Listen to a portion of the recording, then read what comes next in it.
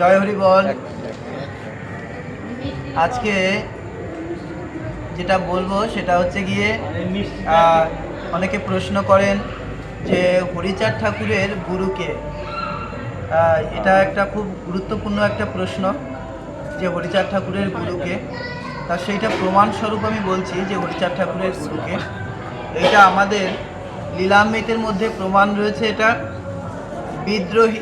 বিদ্রোহী বালক হরিচাঁদ একটা পর্ব আছে ঠাকুরের লীলার। সেইখানে হরিচাঁদ ঠাকুর যশোমন্ত বৈরাগীর গৃহে আসা কিছু ভণ্ড ব্যক্তিদের প্রতি, যারা এসে সময় সময় যশোমন্ত ঠাকুরকে বিভিন্নভাবে তারা তাদের কৌশল দ্বারা যশোমন্ত ঠাকুরকে কাছ থেকে বহু দ্রব্য তারা নিত।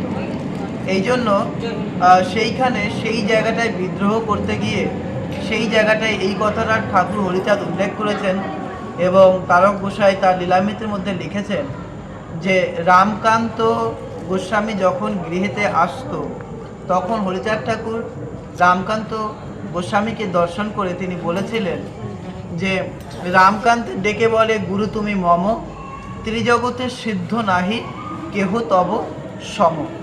এই কথাটি কিন্তু হরিচাঁদ ঠাকুরের নিজ মুখের কথা, অর্থাৎ এই কথাটির মাধ্যমে কিন্তু আমরা বুঝতে পারি যে রামকান্ত গোস্বামী হচ্ছেন গিয়ে হরিচাঁদ ঠাকুরের স্বীকৃত গুরু। অতএব এই প্রশ্নটা অনেকেই করেন যে হরিচাঁদ ঠাকুরের গুরুদেবকে, তো এটা লীলামৃতের মধ্যেই লেখা রয়েছে। অতএব আমাদের মধ্যে এই প্রশ্নটা নিয়ে আর তর্ক বিতর্ক থাকাটা উচিত না। এবং এই কথাটুকুর মধ্যে দিয়ে আর একটা কথা বিশেষ এবং বিশেষভাবে বোঝানো যায়, যেটা হচ্ছে গিয়ে রামকান্ত বৈরাগী তিনি ছিলেন একজন শুদ্ধ এবং প্রকৃত ভক্ত, যে শুদ্ধ ভক্তি এবং প্রকৃত ভক্তের শ্রদ্ধা জানিয়েছেন ঠাকুর এই কথাটির মাধ্যমে এবং তাকে সম্মান জানিয়েছেন। তদ্রূপ এই কথাটির মাধ্যমে তিনি আমাদেরকে এইটাই বুঝিয়েছেন, যিনি ঠাকুরের মত এবং দর্শন নিয়ে চলতে চলতে সেই শুদ্ধতার স্তরে পৌঁছে যান, ঠাকুর তাকেও যেন সেই গুরুরূপে তাকে স্বীকার করে নেন এবং তাকে যেন সেই গুরুর মতো গুরুত্বের একটা শ্রেষ্ঠ আসন তিনি প্রদান করেন। এইটা কিন্তু আমরা এই কথাটির মাধ্যমে বুঝতে পারি। তাই অনেক দাদাভাইয়ের প্রশ্ন ছিল যে হরিচাঁদ ঠাকুরের গুরুকে।